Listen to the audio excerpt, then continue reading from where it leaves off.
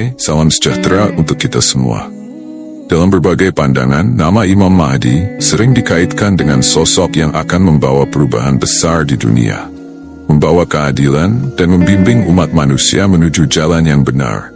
Namun ada banyak kesalahpahaman yang beredar mengenai sosok ini, terutama terkait dengan konsep kesaktian dan kekeramatan dalam pandangan spiritual. Yang lebih dalam, sang khalifah ataupun Imam Mahdi tidak mengajarkan tentang kesaktian ataupun kekeramatan sebagai tujuan utama.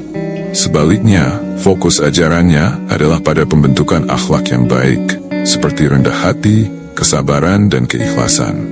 Seringkali dalam pencarian spiritual kita, banyak orang terjebak dalam pencarian kesaktian atau kemampuan supranatural. Mereka berusaha mendapatkan kekuatan-kekuatan, khusus menganggap bahwa kemampuan tersebut adalah tanda kedekatan dengan Tuhan atau tanda keagungan spiritual. Namun jika kita melihat pada ajaran yang dibawa oleh Imam Mahdi, kita menemukan bahwa fokusnya bukanlah pada kesaktian ini, tetapi lebih pada bagaimana seseorang harus menjalani hidupnya dengan akhlak yang mulia. Imam Mahdi sebagai seorang kekasih pilihan Allah adalah sosok yang tidak menonjolkan diri. Beliau tidak mengungkapkan kelebihannya agar dikenal banyak orang. Ini adalah tanda kerendahan hati yang sejati. Mengapa? Karena dalam kerendahan hati tersebut terdapat keikhlasan yang mendalam. Suatu sikap yang tidak mencari pujian atau pengakuan dari manusia. Seorang wali yang sejati memahami bahwa kekuatan dan kemuliaan sejati bukanlah terletak pada kemampuan untuk menunjukkan kesaktian, tetapi dalam kemampuan untuk menjalani hidup dengan penuh kebajikan dan integritas moral. Di zaman sekarang ini tidak sedikit orang yang mengaku sebagai wali atau pemimpin spiritual dan mengajarkan tentang kesaktian atau kekeramatan. Mereka memamerkan kemampuan supranatural, seperti ilmu tenaga dalam, dan mengklaim bahwa ini adalah bagian dari ilmu laduni, ilmu yang didapat langsung dari Tuhan. Namun kita harus berhati-hati dan tidak mudah percaya pada klaim-klaim semacam ini. Mengapa? Karena banyak dari orang-orang ini menggunakan kesaktian sebagai alat untuk mendapatkan pengikut, kekuasaan, atau bahkan kekayaan.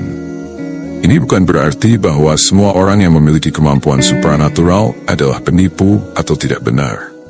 Namun sang khalifah ataupun Imam Mahdi mengajarkan bahwa kesaktian bukanlah tujuan akhir.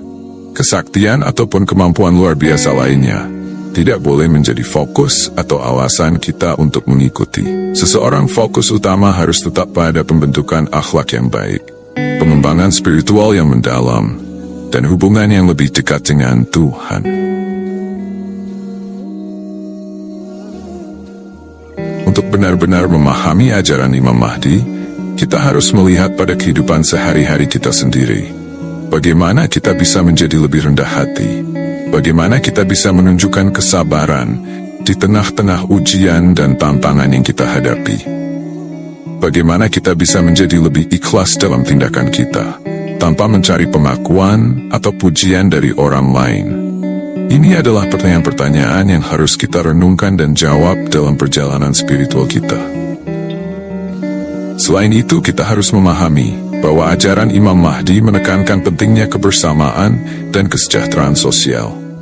Beliau tidak hanya fokus pada perkembangan pribadi, tetapi juga pada bagaimana kita bisa berkontribusi pada masyarakat. Dalam dunia yang penuh dengan ketidakadilan, korupsi, dan konflik, ajaran ini sangat relevan. Kita harus berusaha untuk membawa keadilan dan kebaikan dalam setiap tindakan. Kita baik dalam lingkup kecil keluarga maupun dalam konteks yang luas pada akhirnya. Ajaran Imam Mahdi mengajarkan kita untuk mencari yang sejati di tengah kesamaran dunia di zaman di mana banyak orang tergoda oleh kesaktian dan kemampuan supranatural. Ajaran ini mengingatkan kita untuk kembali pada inti dari spiritualitas sejati, yaitu memperbaiki diri, kita memperbaiki akhlak kita, dan berusaha untuk menjadi hamba Tuhan yang lebih baik. Dengan demikian, kita tidak hanya memperkaya diri kita sendiri, tetapi juga memberi dampak positif pada dunia di sekitar kita. Ketika kita berbicara tentang ilmu sejati dalam konteks ajaran Imam Mahdi, penting untuk membedakan antara ilmu yang berasal dari keikhlasan dan ketulusan, dengan ilmu yang